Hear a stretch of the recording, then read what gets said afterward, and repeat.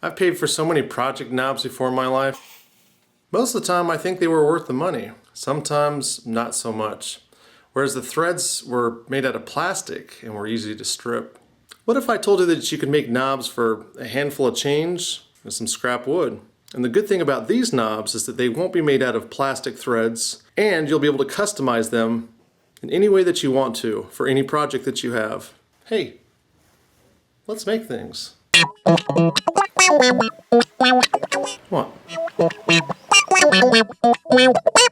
Now it's very easy to go out and buy knobs, but we're not going to worry about that. Instead, I'm going to show you how to make your own knobs.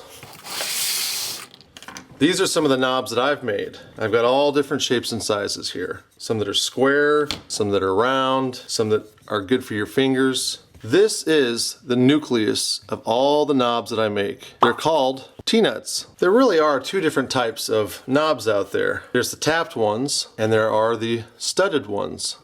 But let's go a little deeper than that. What is a tapped knob? Basically a nut. That's about as simple as you can make it right there. As far as a studded knob, basically just a bolt. We could use a bolt to put something together, but it's difficult to twist it. We don't have that cranking power that we need. Enter the handle. This will give us enough cranking power to tighten this knob however tight we want to make it. Yeah, but how do you make a knob? Well, I'm glad you asked. The first thing that you want to do with any one of these knobs is you want to drill a hole that's big enough to fit this cap. This is the most important part of all knobs. Now once you've made a hole in your new handle, you could just nail this in and allow the prongs to sink into the wood. But to avoid splitting the wood, I like to give it a tap sometimes and then go and drill the holes out with a drill bit not too much bigger than the prongs.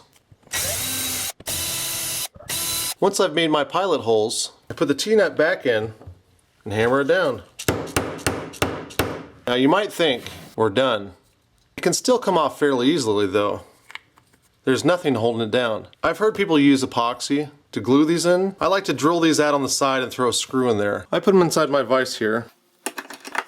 And right next to that prong, I like to file a little indentation. Once I've made that little indentation, now I have a little place for a screw right here, which will keep this connected to my wood. Now the 3 screws here are really not that necessary. You could probably get away with just doing one. Now the nice thing about making your own knobs is you can customize them pretty much however you want. You can make them as complicated as this or as simple as this. Now, the nice thing about making your own knobs is you can personalize them any way that you want. This raised section right here is great when I want to put a lot of pressure right along this ridge instead of on the outside. This knob here, I needed a very long shaft to go through a couple tubes to tie it all down. Learn how to make your own knobs and you won't have to worry about finding the exact knob specific to your project.